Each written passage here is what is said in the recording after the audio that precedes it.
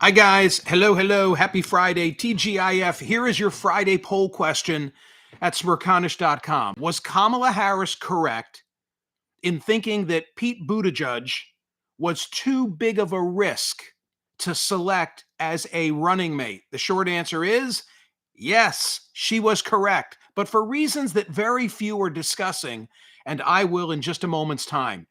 Big event tomorrow. Parks Racing and the Pennsylvania Thoroughbred Horsemen's Association present the 2025 Bet Parks Pennsylvania Derby and Cotillion Day. It is tomorrow, all day live horse racing. What a place to mingle. Join the fun as the world's best horses compete in two different $1 million races at Parks Racing in Bensalem. Two races where the purse for each race is $1 million. Horses and trainers from across the country make the trip every year.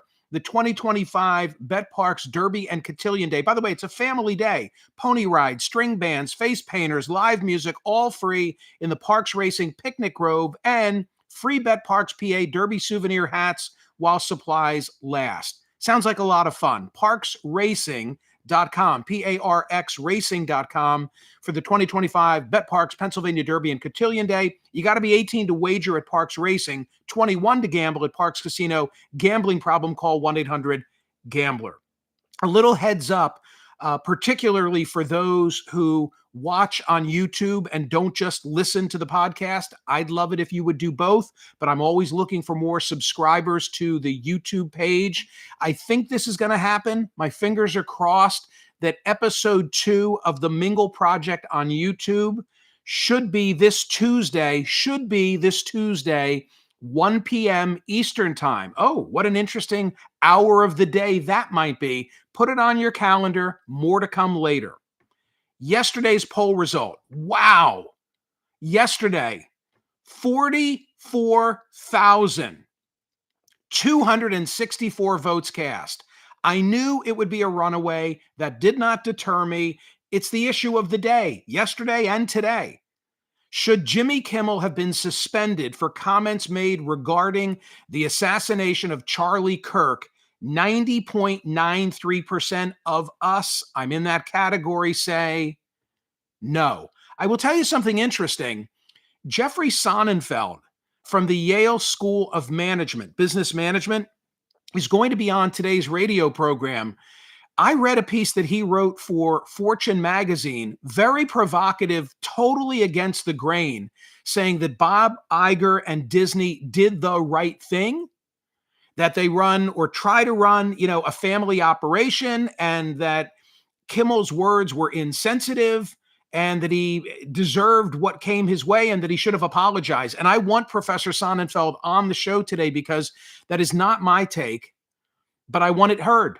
And I want it debated. And this story has taken on even larger dimensions because flying home from the UK yesterday, President Trump said that there could be others defined as those who are against me. Speaking to reporters, he suggested that the FCC should revoke broadcasters' licenses, arguing that many late night hosts appear on the networks are against him. They give me only bad publicity. I mean, they're getting a license. I would think maybe their license should be taken away. Are you shitting me? If you're critical of the president of the United States, you run truly, what kind of a nation would we have become if that's the circumstance? It's way over the line. And what is really interesting to me is the level of media manipulation. I see hypocrisy.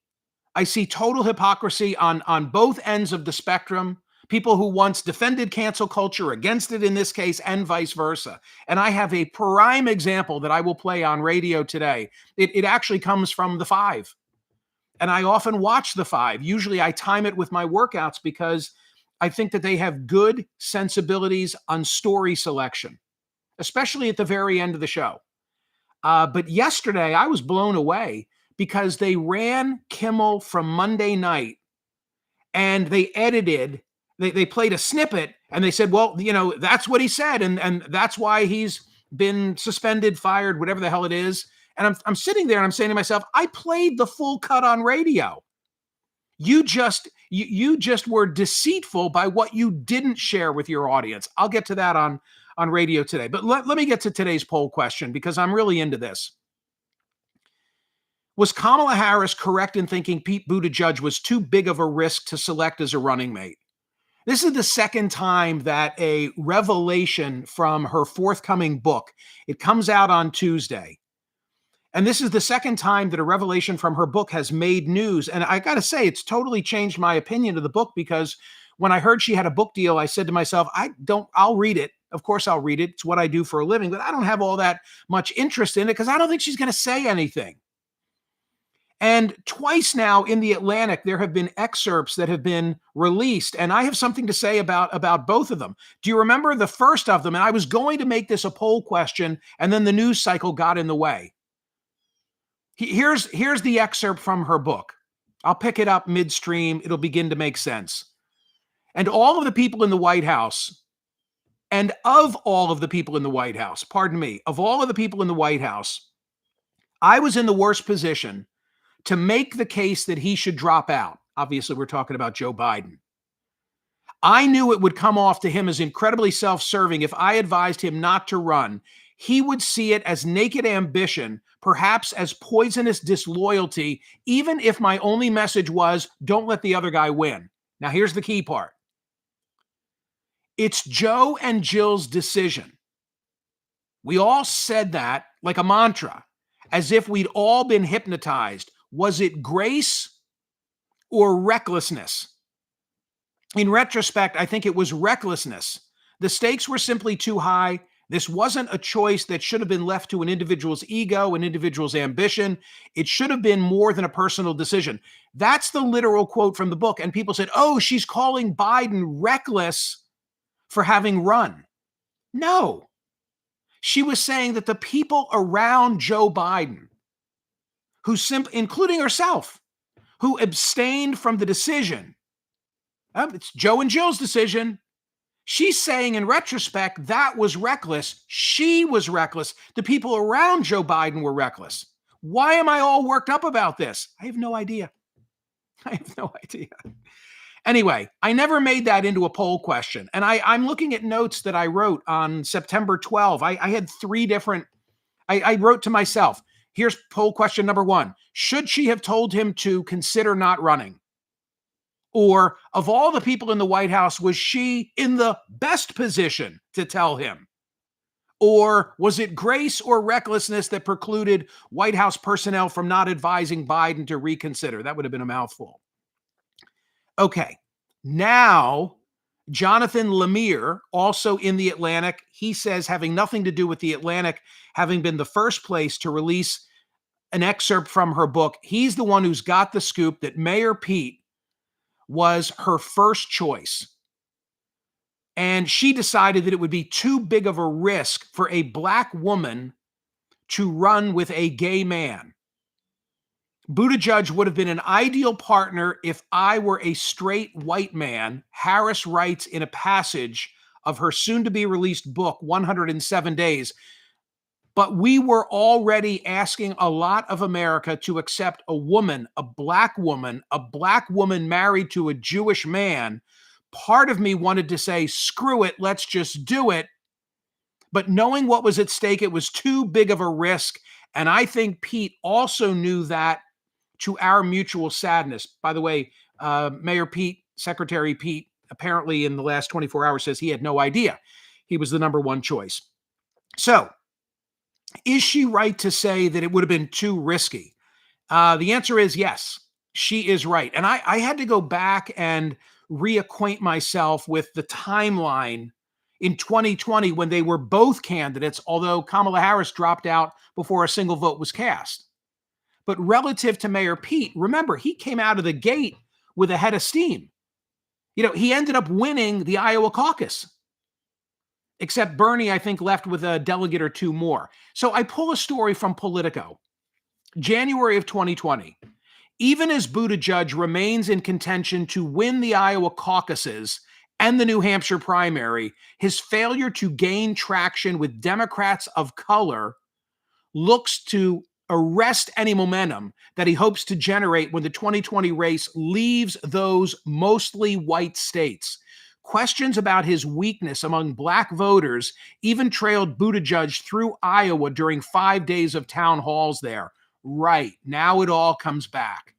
He couldn't draw a crowd in South Carolina.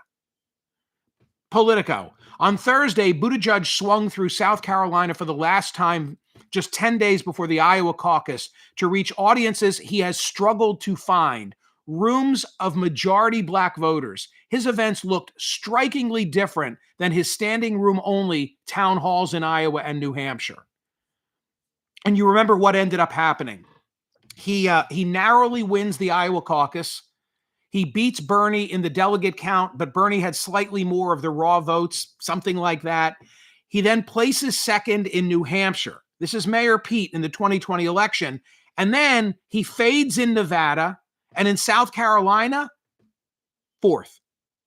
Couldn't get any black support. Why couldn't he get black support? Arguably, the record suggests that it's an issue among people of color, especially the men, with regard to his sexual orientation.